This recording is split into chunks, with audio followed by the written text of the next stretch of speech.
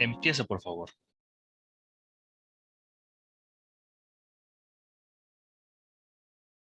Tu Hola, micrófono, por favor. hola, ¿cómo están? Muy buenas tardes. Mi nombre es Carla Ramírez Pulido, soy la coordinadora de la Comisión de Equidad en la Facultad de Ciencias y a nombre de esta les doy la más cordial bienvenida a este evento que está enmarcado dentro de la conmemoración del 8 de marzo. El día de hoy nos acompaña la licenciada Cecilia Núñez Martínez con la ponencia Epistemologías de lo anormal, perspectivas para deconstruir al sujeto en la ciencia. Y les voy a hablar un poco de la trayectoria de Cecilia.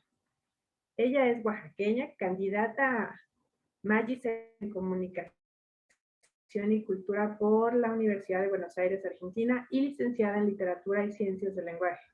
En 2004 cofundó el Laboratorio Corporal Red Latinoamericana de Teoría y Prácticas Queer, o de la disidencia sexogenérica, proyecto a partir del cual produjo y condujo el primer programa de radio sobre teoría queer que existió en México, 2004 a 2010.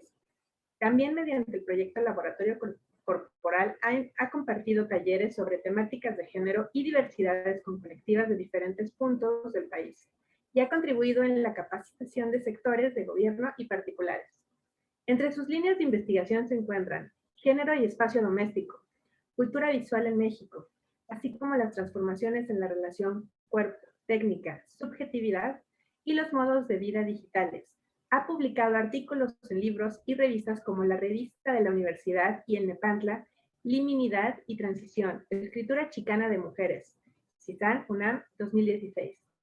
En su experiencia profesional se posiciona desde la comunicación crítica y el análisis cultural, perspectivas desde las cuales ha coordinado la comunicación de instituciones educativas y proyectos culturales como Casa Vecina y la Fundación del Centro Histórico, la Universidad de Claustro de Sor Juana, el Laboratorio de Ciudadanía Digital del Centro Cultural de España en México, el Festival Enclave de Poesía, el Centro Cultural Universitario Tlatelolco, entre otros.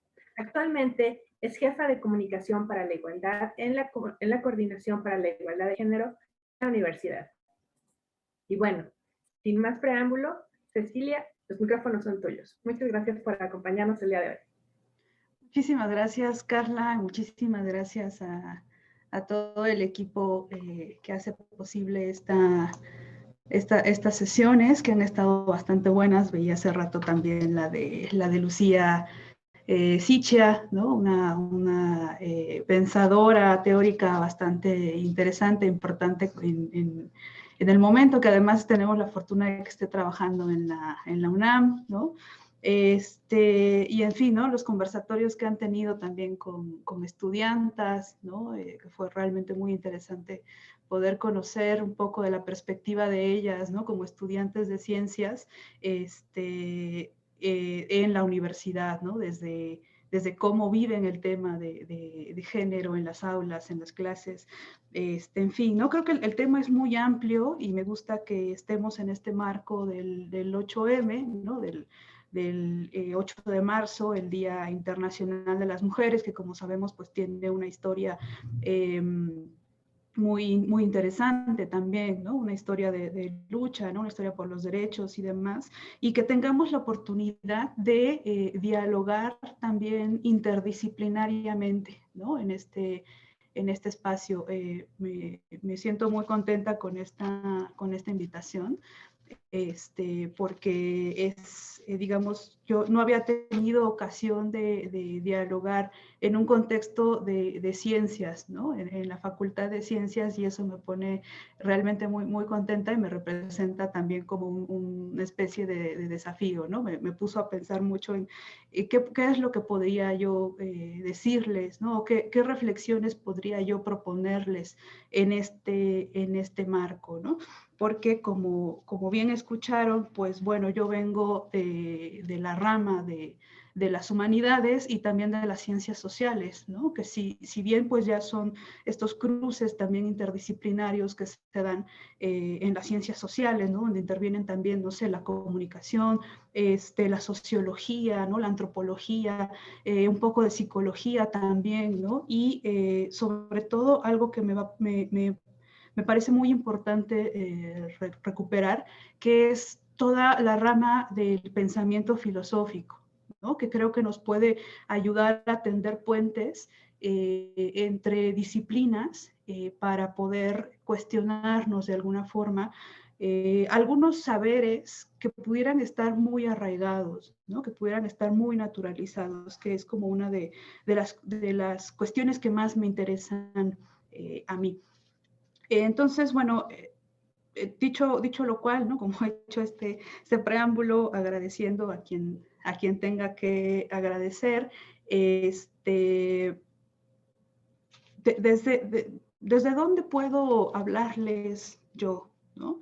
Como decía, había estado pensando mucho en cómo poder hablarles hoy en este contexto de la Facultad de Ciencias, ¿no? En este espacio virtual, aunque se sume gente de todas las disciplinas o que se sumen personas que vienen de diferentes bagajes o con diferentes intereses, diferentes historias, ¿no? Yo creo que un punto de partida que podría ser es justo el de la propia historia, ¿no? O sea, cuál es mi historia y cuál es mi relación con las ciencias, ¿no? Para mí, las ciencias sobre todo en mi infancia, ¿no? En mi adolescencia, fueron como ese objeto del cual había que huir, ¿no? O sea, del cual me aterrorizaba, porque me parecía muy complejo, me parecía muy difícil, eran, digamos, como sistemas o estructuras de pensamiento a las cuales a mí me resultaba muy difícil de acceder, ¿no? Y sobre todo esto, las matemáticas,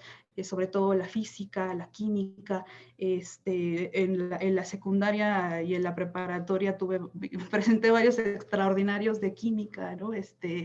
Y realmente siempre tuve como esta necesidad de huir de esas disciplinas, ¿no? Que sí me gustaba el español muchísimo, ¿no? Las clases de español, acercarme a entender las estructuras gramaticales, por ejemplo, los significados de las palabras, las historias de las palabras, ¿no? Me gustaba mucho la geografía también, por ejemplo. En fin, ¿no? Otros intereses que se fueron presentando después. Pero digamos, para mí hubo un reencuentro también con las ciencias, ¿no? O con esto que podemos llamar de una forma muy genérica y quizás hasta un tanto burda, como las ciencias, ¿no? O la ciencia incluso, como en plural, ¿no? Como una especie de ciencia universal, ¿no? Y este reencuentro para mí tuvo que ver con mi incursión, con mis prácticas, digamos, en los feminismos, ¿no? O sea, desde muy joven, ¿no? Desde prácticamente pues los 15, los 16 años empecé a incursionar, ¿no? En diferentes espacios, diferentes proyectos feministas, a leer un poco, ¿no? De lo que me llegaba. Para mí, por ejemplo, mi entrada al feminismo fue por la obra de Sor Juana, ¿no? La cual leí en la secundaria con mucho interés y mucha devoción, y la preparatoria y la universidad, ¿no? También. Y me intrigaba mucho, ¿no? También como un personaje digamos, reconocido por la poesía, ¿no? Por las letras, podía tener un pensamiento que intentaba escudriñar en lo científico, ¿no? En aquello que para ese momento, ¿no? Para el periodo novohispano, se configuraba como un pensamiento científico, ¿no? Entonces, bueno, ese reencuentro con las ciencias, de mi persona con las ciencias, también, o sea, más allá de esto, también me resultó un poco ríspido, ¿no? Un poco ríspido y al mismo tiempo intrigante, inquietante, cuando, digamos, empiezo a tener como mucho más noción de cuestiones que tienen que ver con la identidad sexogenérica, ¿no? Cuando empiezo como a confirmar que aquellas identidades que me habían sido asignadas, aquellas formas de ser, aquellas expectativas que había como sobre mi persona, no iban a cumplirse, ¿no? Y no solo no iban a cumplirse, ¿no? Me refiero a estas expectativas que vienen con la feminidad, por ejemplo, ¿no? Como el hecho de casarse, ¿no? Con un hombre, evidentemente, de casarse con un hombre, de tener hijos, en fin, ¿no? Como toda esta serie de expectativas que se generan alrededor de las identidades de género, ¿no? Para ser una mujer tienes que ser de tal forma, para ser un hombre tienes que ser de tal forma, ¿no? Entonces esto a mí me generaba ya como mucho conflicto, y creo que uno de los momentos en los que identifico que algo de esa forma en que la ciencia, ¿no? Dicho ahora entre comillas, intentaré como desglosarlo un poco en el recorrido que les propongo, cuando la ciencia hace, digamos, como un juicio sobre mi persona, sobre mi subjetividad, sobre mi forma de ver el mundo, sobre mis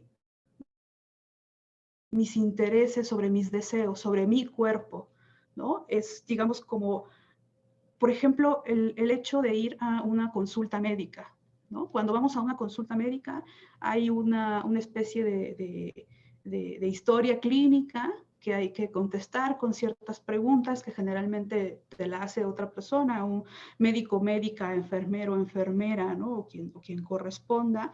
Y digamos, hay una serie de cuestionamientos que hay que responder en unas casillas como muy fijas, muy estructuradas, y si no corresponde la experiencia de uno, la forma de vivir el mundo de uno o de una, en esas casillas se genera un conflicto, digamos, como interior personal, que quizás a muchas personas no les podría suceder, ¿no? Pero a mí sí, ¿no? O sea, a mí me provocaba muchas cosas, ¿no? Digamos, el cuestionario, pongámoslo como ejemplo, ¿no? Como punto de partida, también como invitación para que cada persona que nos esté escuchando pueda también reflexionar sobre su propia historia, ¿no? Digamos, es ponerme a mí de ejemplo, como categoría de análisis más bien, puede servir también para detonar algunas otras reflexiones en el plano personal de cada uno, de cada persona que esté escuchando, ¿no? Digamos, como una mujer, ¿no? Que digamos, había vivido como mi vida como una mujer, que, digamos, de pronto confirma, ¿no? Que le gustan otras mujeres, ¿no? O sea, que puede relacionarse erótica y afectivamente con otras mujeres, y que eso la hace completamente feliz, ¿no? Y entonces llega a una consulta médica, y dentro de esta historia clínica que hay que resolver, hay preguntas como, bueno, sí, fecha de la primera menstruación. Ah, bueno, tal, ¿no? Ok. Fecha de la última menstruación, o de la menstruación más reciente, ¿no? Ah, bueno, sí, no sé, hace 2 semanas, ¿no? ¿Usted tiene vida sexual activa? Sí. Ah, bueno, ¿no? ¿Y cuál es el método anticonceptivo que usted utiliza? ¿No? Ah, no utilizo métodos anticonceptivos, ¿no? Entonces, claro, ¿no? Sobreviene como el asombro, ¿no? Por parte del personal médico, del enfermero, enfermera, médico, médica, quien esté, porque es como, ¿cómo? ¿No? O sea, pero ¿cómo? No sabe usted que se tiene que proteger, ¿no? Que usted necesita usar métodos anticonceptivos. Digo, no, o sea, no necesito usar métodos anticonceptivos porque no corro el riesgo de un embarazo, ¿no? O sea, no me relaciono sexualmente con cuerpos que tengan espermatozoides que puedan fecundar mis óvulos, ¿no? Así por no hablar de hombres, mujeres, ¿no? Otra vez, como para empezar un poco a adentrarnos en la deconstrucción de lo binario, ¿no? O empezar a resignificar qué implica pensar el mundo en términos binarios, ¿no?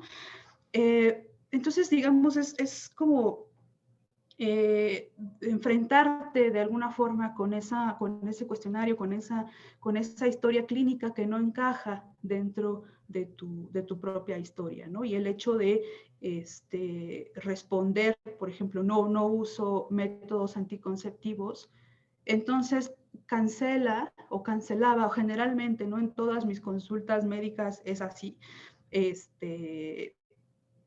cancela inmediatamente lo demás, ¿no? Entonces hay como un proceso de regresarse a las otras preguntas que ya habían quedado respondidas, y se regresa un poco a ese estado, ¿no? Entonces como de, entonces no, entonces usted no tiene una vida sexual activa, ¿no?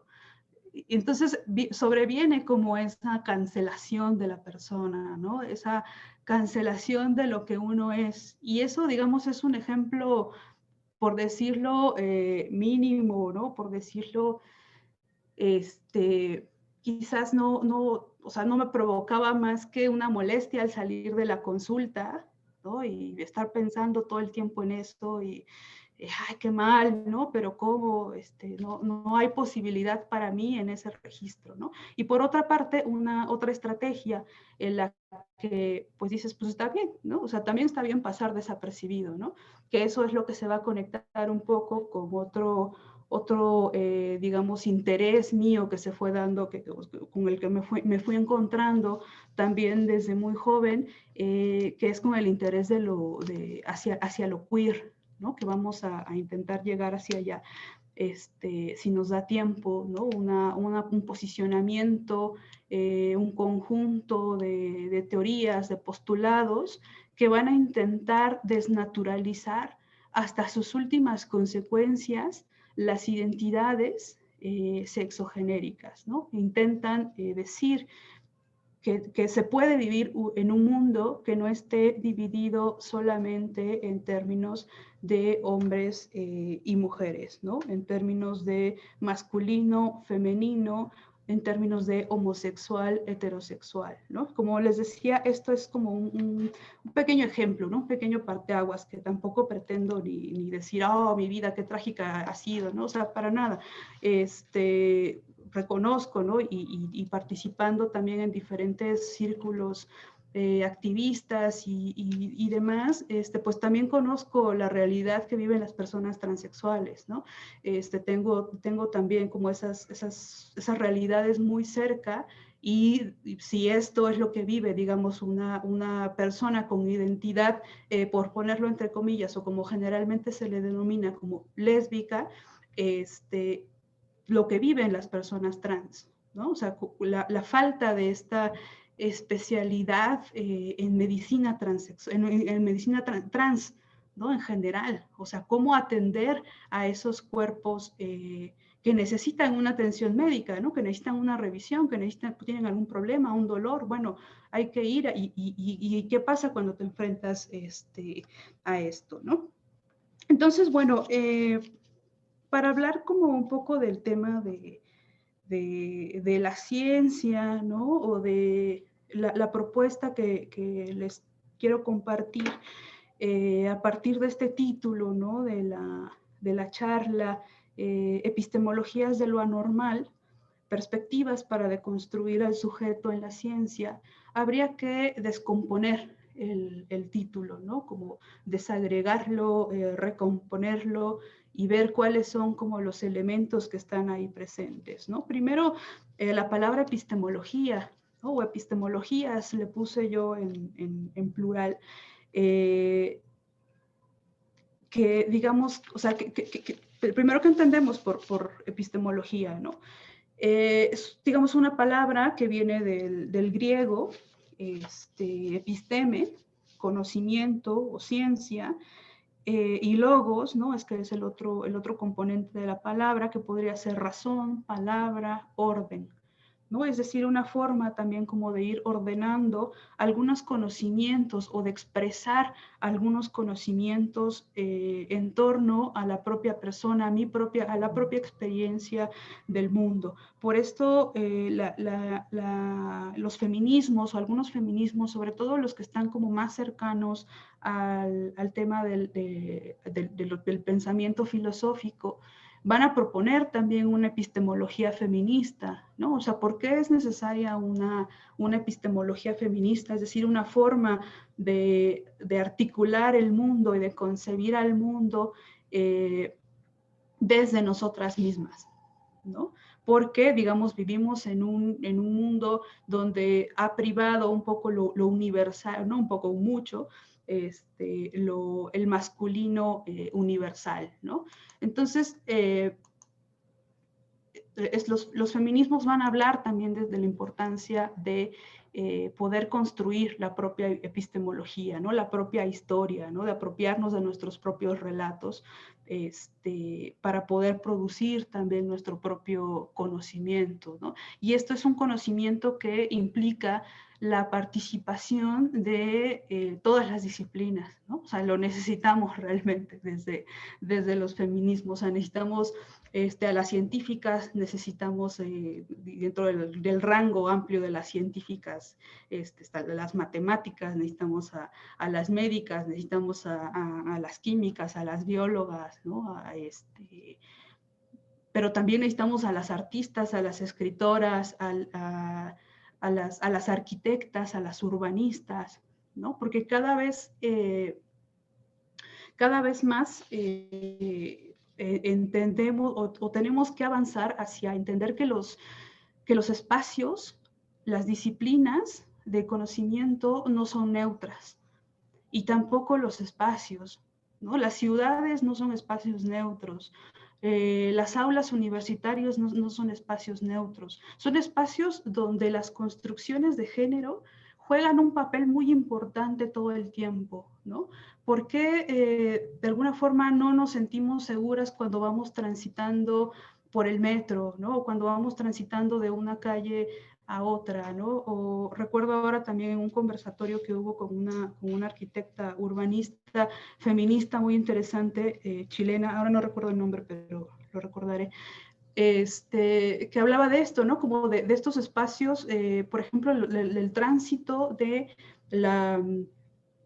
paradero a el CCH, ¿no? O a la prepa 6. O sea, ¿cuáles son esos tránsitos que están viviendo las estudiantes y que en esas condiciones, ¿no? También de urbanización, de hiperurbanización, van poniendo en peligro, ¿no? O van limitando cada vez más el hecho de poder pedir ayuda, ¿no? Porque hay tanto ruido que si algo te sucede, pues no puedes gritar, porque o gritas, pero pues nadie te va a escuchar, ¿no? Dentro de esa masividad, digamos, hay también una vulneración del cuerpo femenino en esos espacios, ¿no? Entonces, por eso es muy importante también que las arquitectas, que las urbanistas, estén trabajando con perspectiva de género, ¿no? O sea, que aporten desde su saber y que sean también, que tengan la iniciativa, ¿no? Que puedan vincular para poder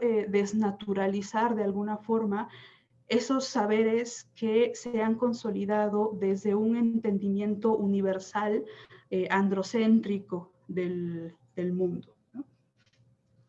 Entonces, bueno, dentro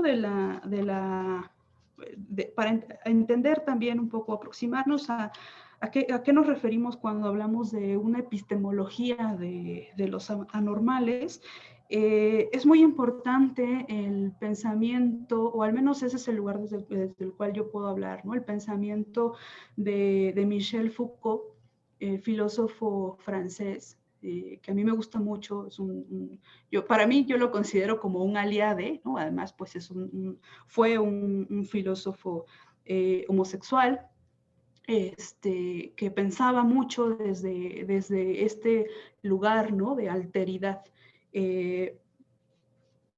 Pensó mucho, por ejemplo, o estudió mucho la cuestión de las cárceles, la cuestión de los manicomios, ¿no? Es decir, aquellos como lugares, enclaves donde se depositaba como el detritus de la sociedad, ¿no? Los desechos de la sociedad, aquellos cuerpos, aquellas identidades, aquellas subjetividades que no eran productivas, que no podían insertarse dentro de lo que se esperaba como de una sociedad, ¿no? Entonces, bueno, por eso me parece importante recuperar ahora el pensamiento de Foucault, que además va a servir también de base para el desarrollo de las teorías queer después, las teorías de lo raro, de lo anormal, de lo abyecto, que van a estar alimentándose también constantemente con los feminismos, ¿no? No son separados, sino que de alguna forma estamos en ese contacto, ¿no? Foucault va a resignificar esta cuestión de la episteme como ciencia, ¿no? Lo va a proponer también la episteme más como un paradigma, ¿no? Es decir, una configuración de saber de una época que va definiendo al interior de sus márgenes los desarrollos normales que van a tener como sus objetos de estudio, ¿no? Y va a dejar por fuera aquello anormal del conocimiento de la época, ¿no? Es decir, que las epistemes, que las epistemologías tienen una vigencia, que se corresponden, digamos, en una trama, en un relato, en una narrativa, se corresponden con el periodo en el que se ubican, ¿no? Él va a poner, por ejemplo, o va a recuperar el ejemplo de la melancolía, ¿no? O sea, la melancolía que hoy podría ser abordada, no sé, desde la psicología, ¿no? O desde la poesía, cuando alguien está melancólico, ¿qué sucede, no? Entonces, digamos, él retoma también un retrato, una pintura del siglo XVI, donde se retrata la melancolía y es como una especie de espíritu que llega, ¿no? Entonces, para acercarse a estudiar la melancolía o a desentrañar qué podría ser la melancolía, podría haber muchos abordajes dependiendo de la época en la que estemos, en la que nos ubiquemos, ¿no? Para los griegos, por ejemplo, pues una mujer se embarazaba cuando sentía la presencia de Demeter, ¿no? De la diosa de la fertilidad, ¿no? Es decir, que el embarazo no ocurría por la fecundación de un óvulo, por un espermatozoide, sino por la presencia de Demeter, ¿no? Y el enamoramiento no ocurría por una cuestión, digamos, hormonal, ¿no? Como se le trabaja desde la teoría queer, como un sistema de secreción comunicante, ¿no? Las hormonas vinculan, ¿no? A los cuerpos, a los deseos, ¿no? Entonces, bueno, si te enamorabas era porque Afrodita aparecía, ¿no? Porque Afrodita estaba por ahí, o Cupido, ¿no? Que todavía tenemos por ahí esa representación, ¿no? Es decir, que en cada presente, en cada momento, cuando decimos el momento presente, se establece una relación de jerarquía con los presentes anteriores. Y se sostiene a la vez una especie de avance progresivo, según el cual, cuanto más cerca estamos del presente, más cerca estamos de la verdad, ¿no? Es decir, lo que yo entiendo por verdad o los criterios que aplico para conocer la verdad son los criterios de mi presente, ¿no? Esto nos va a decir Michel Foucault. Es decir, que el presente y la verdad están juntos en un mismo recorrido, ¿no? Y van a constituirse como dispositivos de saber que se ponen en juego en cada época, como decía, ¿no? Digamos que estamos hablando de un cierto margen, ¿no? Que fija un marco, ¿no? Un marco que fija los márgenes a partir de los cuales se desarrolla, por ejemplo, una investigación de conocimiento, ¿no? Se desarrolla un criterio de verdad. Por ejemplo, otro ejemplo que nos pone Foucault es que del siglo XIII, para los escolásticos, los filósofos escolásticos del siglo XIII, una pregunta, un problema importantísimo era ¿cuántos ángeles caben en la cabeza de un alfiler? ¿No? Y entonces suscitaba discusiones, ¿no? Y Santo Tomás le dedicó 3 tomos de la Suma Teológica a discurrir sobre esta cuestión, ¿no? Entonces, ¿qué nos implicaría la pregunta de cuántos ángeles caben en la cabeza de un alfiler? Nos implicaría entender que para los escolásticos del siglo XIII, los ángeles eran diminutos, ¿no? O sea, prácticamente imperceptibles o invisibles, como para que se preguntaran cuántos cabían en la cabeza de un alfiler, 1, 2, 3, 1000, 1,000,000, y argumentaban, ¿no? O sea, había debates, había argumentaciones intensas para incluso disciplinas, ¿no? Como la angeleología, que era una disciplina del siglo XIII, muy seria, muy rigurosa para tratar de entender cuántos ángeles cabían en la cabeza de un alfiler, ¿no? Es decir, que el saber se construye en función de los acontecimientos, ¿no? Y de las narrativas propias de una época. Y esos, digamos, acontecimientos o estos conocimientos se vinculan con las disciplinas y entonces se forma un paradigma, ¿no? Es decir, si el problema es preguntarnos o es saber cuántos ángeles caben en la cabeza de un alfiler, va a haber argumentos para eso. Porque entonces se trata, nos dice Foucault, de un juego de palabras, ¿no? De una recomposición del lenguaje. Entonces las palabras parece que se vuelven autónomas, ¿no? Que no importa su contenido, sino cómo ordenamos esas palabras para que produzcan un criterio de verdad. Foucault restaura entonces el interés por el mundo de la sofística, ¿no? Por el mundo de la argumentación, que esto también va a ser muy importante ahora con los feminismos actuales, ¿no? Es muy importante también que las estudiantas se formen también digamos, en el conocimiento, en el entendimiento también de las corrientes del feminismo, de los feminismos y también de las ancestras, ¿no? Las ancestras feministas, como entender que las luchas de hoy no se generaron de manera espontánea, ¿no? No crecieron un día de la nada, sino que vienen de una larga trayectoria, de una larga historia de lucha y de resistencia, ¿no? El hecho de que podamos estar en las universidades, el hecho de que yo pueda vestirme como me quiera vestir, ¿no? Que pueda relacionarme afectivamente con quien yo me quiera relacionar, ¿no? Que pueda, si quisiera, firmar un contrato matrimonial, ¿no? Eso implica también como un entendimiento como de cómo se componen, ¿no? el conocimiento en el mundo y cómo podemos desarrollar argumentos también para defender lo que consideramos que nos hace falta, ¿no? Para articular nuestras luchas políticas, ¿no?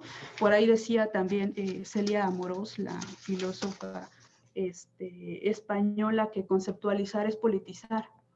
Entonces, digamos, si somos capaces de conceptualizar lo que nos sucede, nuestros miedos, nuestras luchas, nuestros deseos, el mundo en el que queremos vivir las mujeres, somos capaces de llevarlo al entorno político, ¿no? Y el entorno político es un entendimiento muy amplio, ¿no? Lo político no significa solamente un conjunto de políticas públicas, ¿no? Significa la visibilidad, significa el reconocimiento, significa el derecho a construir una identidad propia, ¿no? Entonces, bueno, qué importante va a ser para Foucault el trabajo con las palabras, ¿no? Esto nos lo dice en el libro Las palabras y las cosas, que es un libro muy, muy interesante, un conjunto de clases, clases de materias, ¿no? Él era profesor, entonces como mucho de lo que tenemos hoy de su producción, de su pensamiento, es gracias a la desgrabación de las clases, ¿no? Que alguien se puso a transcribir y después se han editado muchísimos libros con el contenido de sus clases, ¿no? Entonces, va a decir que las palabras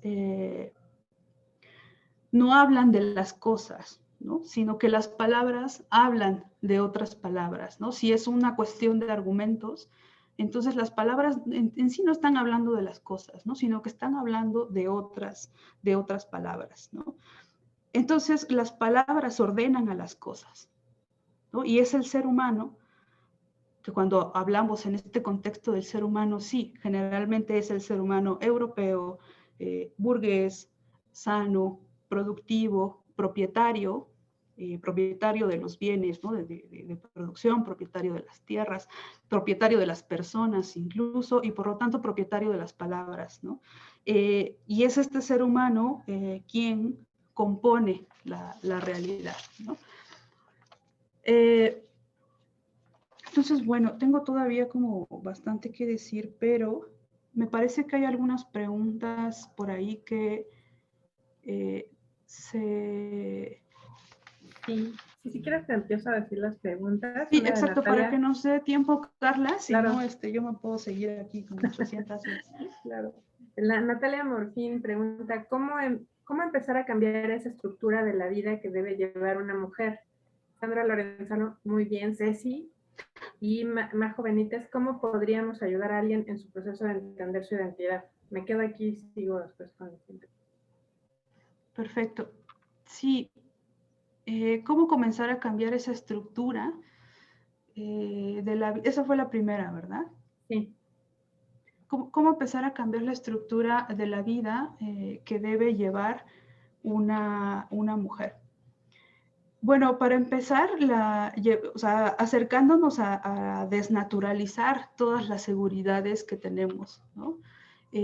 Digamos, entender que lo natural realmente no, es como difícil de expresar que haya algo natural, ¿no? Digamos, y justo es algo que Foucault nos va a hablar como de esta supuesta como naturaleza, ¿no?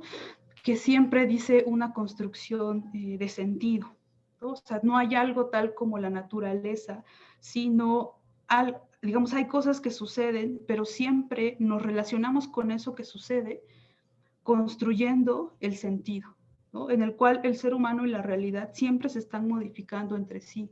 Es decir, que nosotros podamos decir, es que es natural que las mujeres hagan esto y que los hombres hagan lo otro, implica fijar un criterio de verdad sobre la idea de naturaleza, ¿no? O sea, que viene toda esta historia, pero entonces, ¿qué significa lo natural, no? O sea, porque lo natural no es lo mismo para el siglo XIII que para el siglo XXI, ¿no? O sea, en el siglo XXI la idea de naturalidad se empieza a desarticular cada vez más, ¿no? Porque nos damos cuenta que en realidad son construcciones culturales o construcciones sociales, ¿no? Entonces, es la forma en la que vemos el mundo, ¿no? O sea, si nos convencemos, otra vez bajo la base de los argumentos, si nos convencemos de que un cuerpo de tales y tales y tales características, porque lo hemos organizado de esta forma, le vamos a nombrar mujer, entonces existe una convención social en la que todos acordamos en que ese cuerpo va a ser una mujer, ¿no? Y lo mismo con un hombre, ¿no? O sea, digamos, esas convenciones de género son convenciones sociales, ¿no? Entonces, cambiar la estructura de la vida que debe llevar una mujer tiene que ver con con el interés propio, ¿no? Tiene que ver con empezar a desidentificarse, ¿no? A desidentificar, o sea, cuando hablamos de identidad, en realidad tendremos que hablar más de desidentificación que de identificación bajo esta perspectiva, ¿no? Tenemos que empezar a decir, eso no, o sea, con eso no estoy bien, ¿no? Y eso que identificamos con lo que no estamos bien, pueden ser muchas cosas, ¿no? Puede ser, no estoy bien con que sea maltratada, no estoy bien con que siempre me toque lavar los trastes, no estoy bien con que mis hijos me ignoren, o que para mis hijos solo sea tal o cual cosa, no estoy bien con que sea un objeto sexual incluso para mi marido, ¿no? Implica decir esto, ¿no? O sea, no estoy bien, o sea, identificar esas incomodidades que te dan el hecho o sea, por ser mujer, ¿no? Entonces, esa es una forma de empezar a cambiar las estructuras de vida, ¿no? Y es desidentificar, más que identificar, desidentificar, ¿no? Es como eso que estaba tan seguro, empezar a desmontarlo hacia atrás, ¿no? Majo Benítez, ¿cómo podríamos ayudar a alguien a entender ayudar a alguien en su proceso de entender su identidad? No sé si te refieres a alguna cuestión como identidad sexogenérica o qué tipo de identidad. Me imagino que sí, pero tiene que ver con esto también, ¿no? Tiene que ver con que la identidad no es nunca fija ni estable, con que la identidad siempre está en devenir, nunca llega a un punto final, ¿no? Nunca acabamos de conocer quiénes somos, ¿no? Hay una paradoja muy interesante también que se retoma por ahí desde estas perspectivas, ¿no?, filosóficas que coquetean un poco con las ciencias, ¿no?, que intentan aproximarse a desarticular un poco las ciencias, que es la paradoja de Teseo, ¿no?, que ahora justo se ha vuelto como súper popular en días recientes porque aparece en esta serie de WandaVision de Disney Plus. No la he visto, pero no sé si la voy a ver. Pero digamos aparece por ahí, ¿no? Entonces de pronto se puso como en boga la paradoja de Teseo, ¿no? Que es pues Teseo, ¿no? De Teseo de Creta, cuando va a enfrentar a Minos, al Minotauro, y lo vence, y después regresa, ¿no? Y su barco, el barco en el que iba, se queda como monumento, ¿no? Pero, digamos, el barco, pues con el tiempo, como es de madera, pues empieza a pudrir y entonces empiezan como a desmontar tablita por, esta tablita ya se pudrió, entonces la desmonto y pongo otra nueva, ¿no? Así, tablita por tablita, hasta que queda, digamos, muchos podrían decir como un barco nuevo, ¿no? Entonces, pues claro, esa es la paradoja, ¿no? Como es el barco de Teseo o ya no lo es, ¿no? Y eso aplica para el mundo y eso aplica para la identidad, ¿no? O sea, realmente siempre estamos desmontándonos las tablitas de nuestro barco porque nunca somos la misma persona, ¿no?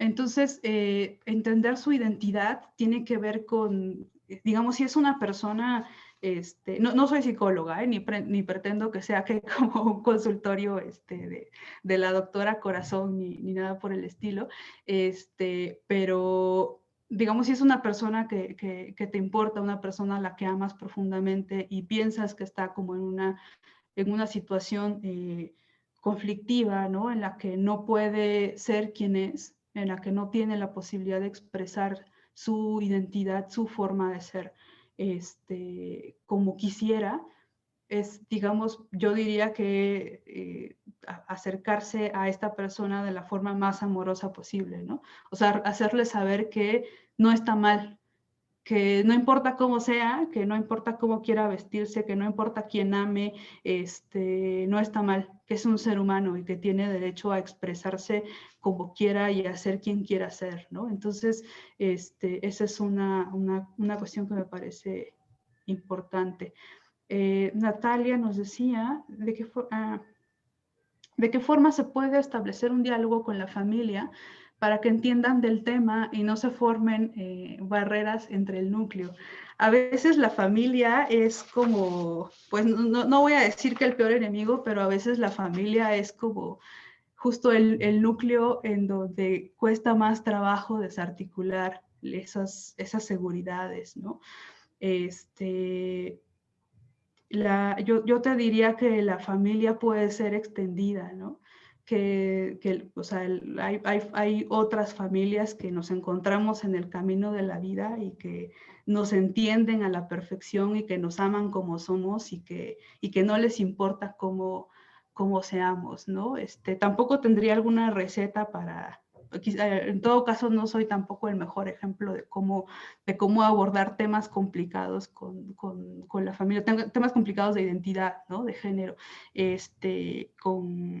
con la familia, pero sí que me parece que cuando el amor entre los vínculos familiares, ¿no? Son fuertes, ¿no? Son, más que fuertes, ¿no? Que hay un amor y un respeto en el fondo.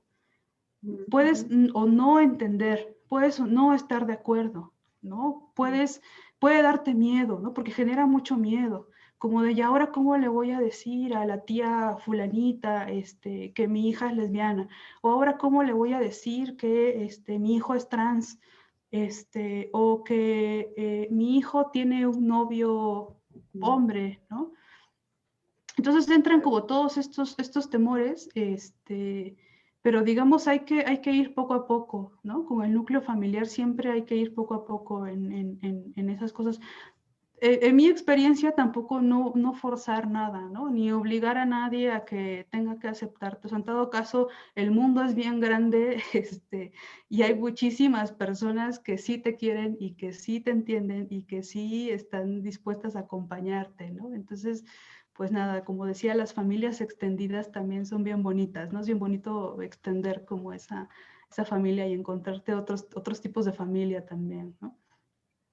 Y también te dice Ina Rivera de Lee, excelente, hola Ceci, y Hola, Fanny. Koyolchowski Sánchez, ¿cómo convivir con las teorías y padres de la ciencia cuando en su contexto no tomaban en cuenta a la mujer como sujeto de investigación?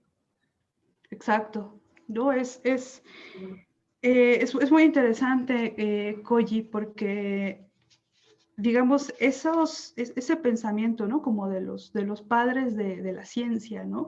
O los padres de la filosofía, también puede ser desmontado, ¿no? También puede ser desarticulado. O sea, una cosa fue lo que quisieron decir en su tiempo, y otra cosa, digamos, las metáforas que nos pueden proponer ahora resignificadas para nuestro tiempo, ¿no? Por ejemplo, esto, ¿no? O sea, el paradigma o la paradoja de Teseo, pues seguro quería decir muchísimas cosas en su época, ¿no? Pero hoy nos puede ayudar para entender cómo todo puede ser desmontable, ¿no? O el principio también de Heráclito, ¿no? De nadie se baña dos veces en el mismo río, ¿no?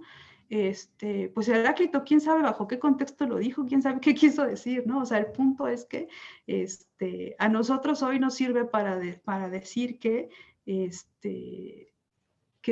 sí, que todo cambia, ¿no? Que nunca nadie es la misma persona siempre, que las identidades no son fijas, no son estables, que no existe una sola forma de ser, ¿no? Una sola forma de vivir en el mundo, ¿no?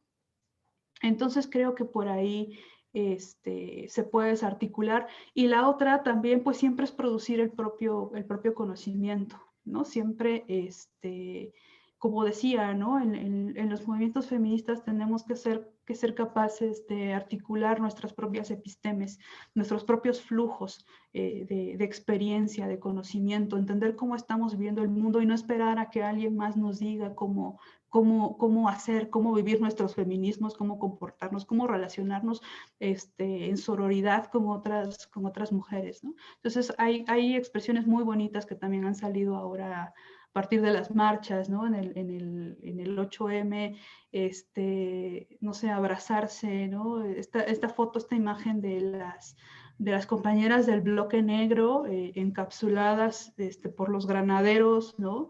Y ellas en el centro abrazadas, ¿no?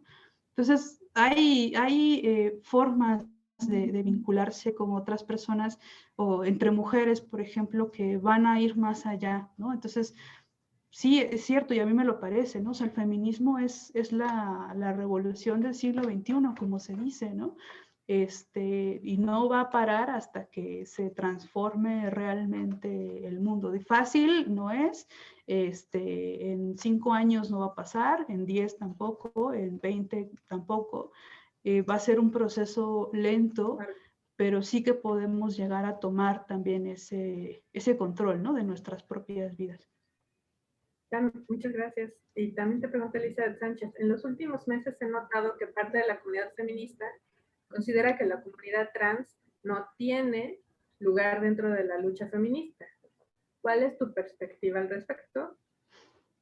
Sí, Sí, o sea, pues te refieres un poco quizás a lo que ahora se denomina como lo TERF, ¿no? Que es como este feminismo trans excluyente, digamos, TERF, esas son las siglas, ¿no? Como que vienen como del inglés. Pero sí, yo soy de la idea, o mi perspectiva es que un feminismo que excluye a otras mujeres no es feminismo. O sea, es un tipo no sé, agrupación que busca como sí la sororidad entre mujeres, pero que está delimitando demasiado qué entendemos por mujer, ¿no? Y lo que se puede entender por mujer es muy amplio, ¿no? Justo en la mañana me salía un grupo en Facebook al que seguía, que es Mujeres de Sal, es un grupo feminista de Salina Cruz, me parece, bueno, del Istmo, ¿no? Recuerdo si es de Salina Cruz o de Tehuantepec, que están todo el tiempo con estos mensajes, ¿no? Como de las trans no son mujeres, ¿no?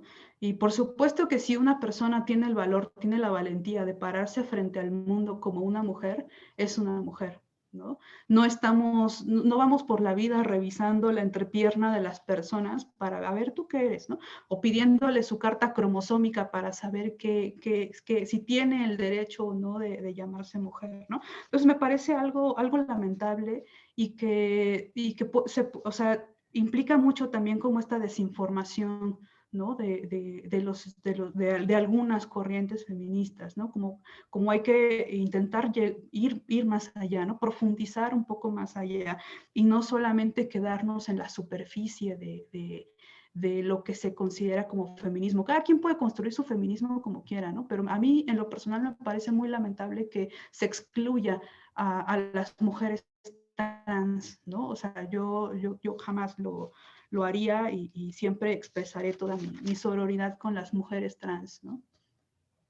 Vale, Henry te pregunta, ¿cómo podemos hacer para generar esos canales de confianza con nuestras familias o amistades? Y Miguel Ugalde pregunta, ¿cómo podemos ayudar a una persona a la que le cuesta expresar su identidad? Creo que sí, va más o menos junto. Va muy por ahí, qué curioso. Sí, pues es que es una preocupación eterna, ¿no? No sé si va a llegar a algún punto en el que podamos respetar a todas las personas como son, ¿no? Expresar su identidad. Es curioso porque además todos expresamos nuestra identidad de una u otra forma, ¿no? Quizás tendrá que ver con una cuestión más de tener miedo, de decir, no sé, si he vivido como un hombre y quiero ser una mujer, es entendible que dé miedo, ¿no? Porque hay todo un sistema patriarcal que nos hace tener miedo, ¿no? O sea, o sea, si tenemos miedo de salir a la calle en la noche, ¿no? O tenemos miedo de subirnos al metro porque nos van a manosear, o sea, como un montón de otros factores por los que tener miedo, ¿no? Entonces, insistiría en el tema del amor, insistiría en el tema del acompañamiento, si es una persona a la que amas, acompáñala, respétala, y si no se puede en el entorno familiar, no pasa nada, ¿eh? Como familias van, familias vienen, uno no siempre es la misma persona en todos los lados, ¿no? Uno no siempre se comporta de la misma forma. A veces y eso es algo muy personal también, a veces uno puede decidir qué comparte en los entornos familiares y qué no, y hasta qué punto, ¿no? O sea, como pues hasta aquí, puedo compartir esto y después ya no, ¿no? O sea, y mejor esta otra parte de mí la comparto, ¿no? Porque si no también es muy desgastante, ¿no? Es súper desgastante estar todo el tiempo tratando de convencer a las personas, ¿no? Entonces yo soy de la idea de que vayamos con quienes sí nos quieren, ¿no? Muy bien. Vale, Henry te dice, gracias Ceci por ser la voz de muchas y especificar justamente que es un proceso a largo plazo, pero ya estamos comenzando a lograrlo.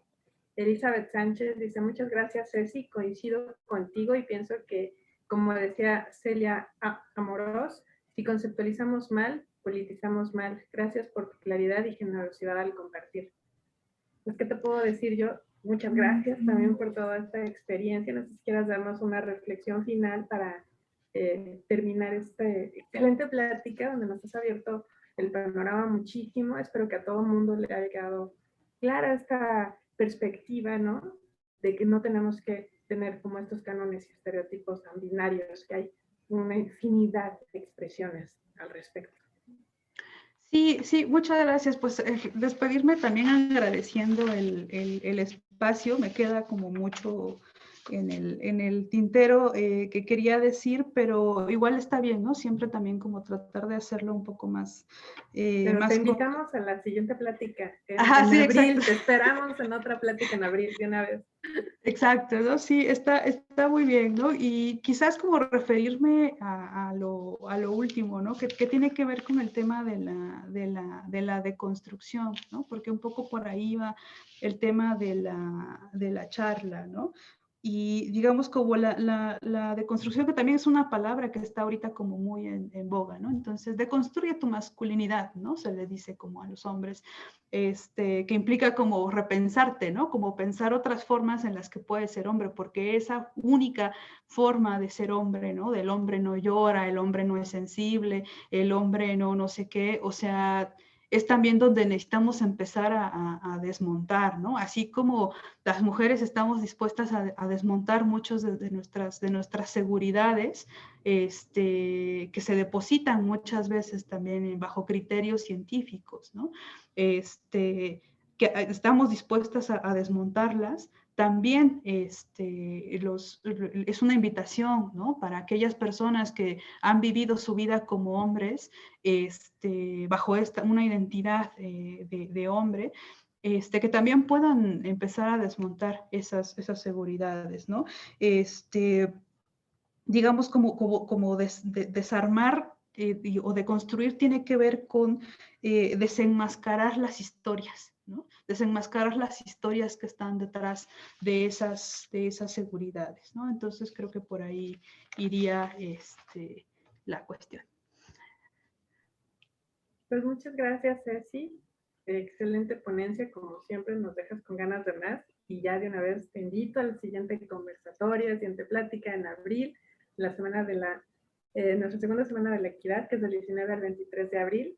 Y estás cordialmente invitada para seguir el diálogo, seguir la reflexión, que creo que vale mucho la pena, sobre todo ahorita, y que en la universidad están abriendo tantos espacios.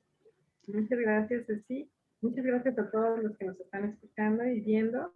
Gracias a nombre de la Comisión de Equidad y nos vemos en el siguiente evento, que es nuestro último evento en esta conmemoración del 8 de marzo, que va a empezar en unos minutos. Gracias y hasta luego. Muchas gracias. Gracias, Carla.